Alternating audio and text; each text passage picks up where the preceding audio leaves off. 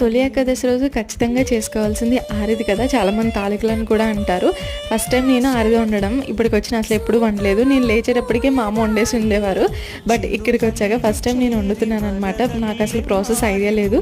Night యూట్యూబ్లో చూసి బాగా బట్టి మార్నింగే లేచి ప్రిపరేషన్ అయితే స్టార్ట్ చేసేసి, ఇంటి దగ్గర లేరు అందుకే నేను చేస్తున్నాను, లేదంటే మా అత్తగారు చేసేస్తే నేను పైన అయితే హెల్ప్ చేసేసి. కానీ మొత్తం ప్రాసెస్ అంతా నేనే చేయడం నాకు చాలా బాగా నచ్చింది. మొత్తం అంతా మనమే చేస్తే క్రెడిట్ అంతా మనమే చేసుకోవచ్చు. అదే సగం చేసాం అనుకోండి, క్రెడిట్ మనకి సగమే వస్తుంది. నాకు ఇలా చేస్తే ఫుల్గా మొత్తం నేనే చేయడం అంటే ఇష్టం.